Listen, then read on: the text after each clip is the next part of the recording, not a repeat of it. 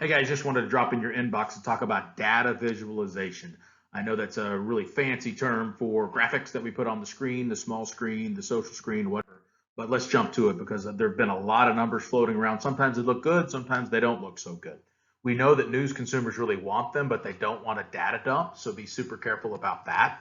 They want international, national, state, but they really want hyper local stats if you can provide those as well. Really need to consider the platform, right? So TV is a live platform. They can't really pause it and look at detailed numbers on the screen. So those are going to have to be broader.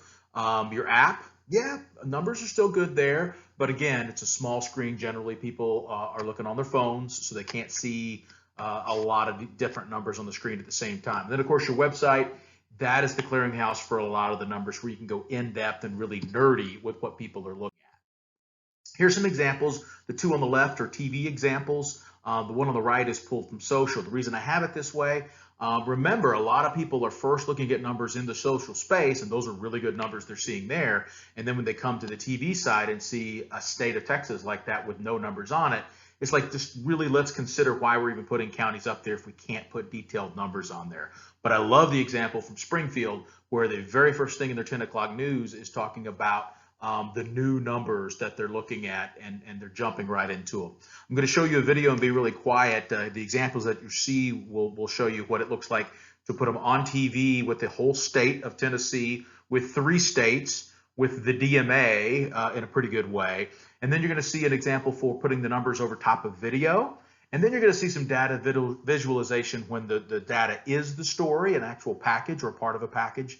And then finally, you'll see data visualization from home in rather a crude way. Are now 1,512 cases of COVID-19 confirmed in Tennessee. 7 people in the state have died. Davidson County numbers continue to rise with now 376 confirmed cases and 2 deaths. Shelby County has 275 cases and Williamson County 95. Well, I'm Tricia Mackey. Good evening to you. And I'm Rob Williams. The U.S.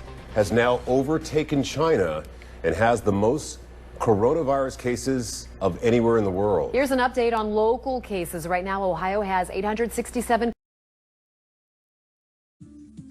All right, Addison, thank you so much. Now let's get a roundup of where we stand on COVID-19. The latest number of cases across greater Houston is now 759. The number in the city itself tripled in just one day to 232. Now 2 deaths have been confirmed in Houston. More cases have been reported in surrounding counties too this weekend. Just this weekend, you can see them all right there on your screen. So, of course, outbreak. Today, Iowa reported an additional 19 confirmed cases of COVID-19, brings the total to 124 positive cases for the state. The cases spread out over 13 counties. The Three Rivers Public Health Department in Nebraska has confirmed 2 additional cases of COVID-19. One of them is a woman in her 90s and We've created this map that shows the number of positive cases in every parish or county in the country. The darker the color, the more per capita positive cases. And it clearly shows the number is growing in a But there is one piece of important context that I think we should spend some time going through once more. Forgive the homemade graphic. So the state's projections from CU researchers are heavily dependent on something we've talked about, the R0. This is the measure of contagiousness of the virus. And the whole idea is, so an R0 of 2 means that one person with the virus is likely to give it to 2 people. Again, they give it to 2 people, those 2 people give it to 2 people, and so on and so forth. The reason that the state has a worst case scenario, what we're describing as worst case scenario, is because they're counting on an R0 of 4, a situation in which one person gives the virus to 4 people, and then it's 16, and then it's 64, and then it's 256 in the same period of time that a virus with an R0 of 2 would have only gone to 16 people. So it's not about this being twice as bad or twice as dangerous. It's many, many more times worse.